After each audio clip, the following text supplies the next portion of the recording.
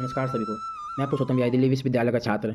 जैसे कि हम लोग जाने पिछले वीडियो में कि बलि प्रथा कैसे आया और उसके वेस्ट के लोग ने कैसे बलि प्रथा में मिस ट्रांसलेशन किया, कैसे हमारे गुरुकुल सिस्टम ख़त्म हुआ और बलि प्रथा का अर्थ क्या होता है, बलि शब्द का अर्थ क्या होता है।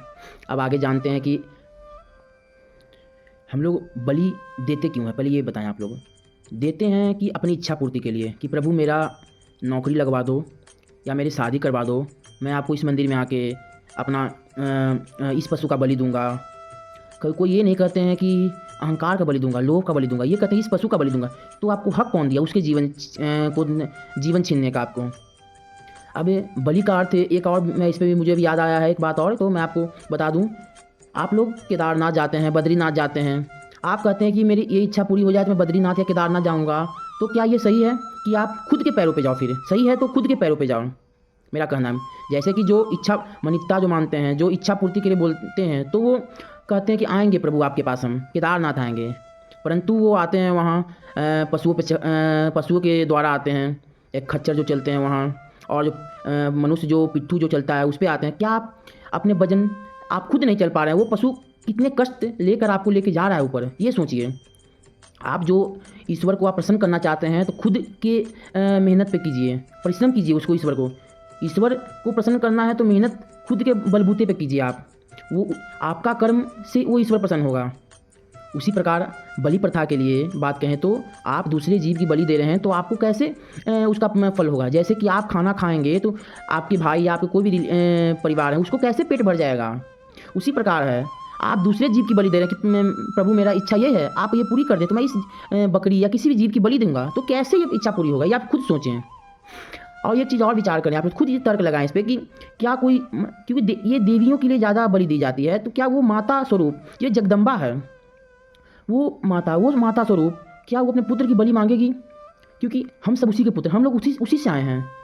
एक माता अपने पुत्र की बलि कभी नहीं मांग सकती। क्योंकि मैं इसी पे एक एग्जाम्पल भी देता हूँ आप लोग को। एक माता ने अपने 2 पुत्र को जन्म दिए और कुछ दिन बाद उस माता के जन्मदिन है। क्या वो माता अपने जन्मदिन के उपहार के तौर पे अपने पुत्र का हत्या मांगेगी, पुत्र का खून मांगेगी? नहीं मांग सकती है, वो माता है। तो आप लोग कैसे विचार कर सकते हैं कि हम लोग उसी के पुत्र हैं और वो भी उसी का पुत्र है, तो कैसे वो माता अपने पुत्र के खून को स्वीकार कर लेगी? आप लोग अपनी इच्छा को पूर्ति करने हेतु आप लोग अपने पवित्र स्थान मंदिरों को भी अशुद्ध कर रहे हैं आप लोग, और फिर बाद में मंदिर में वो बलि देने के बाद उसको प्रसाद स्वरूप में ग्रहण करते हैं। क्या ये सही है? आप तो फिर वही कर रहे हैं कि मैंने किसी की हत्या की, हत्या करने के बाद उसका खून पी लिया, फिर तो मैं वही कर रहे हैं आप लोग। मैं भारत सरकार से भी निवेदन करता हूँ, इसे विचार करें, एक कमेटी बनाएं, जितना सहयोग होगा सब कुछ करेंगे इसमें, परंतु आप एक बार विचार करें इस पर। बलि प्रथा को एक अहम मुद्दा है, हमारे शास्त्रों में कहा भी गया है। जैसे कि एक हमारे शास्त्र में एक बात भी कही गई है, जो आपके स्क्रीन पे श्लोक हो रहे होंगे।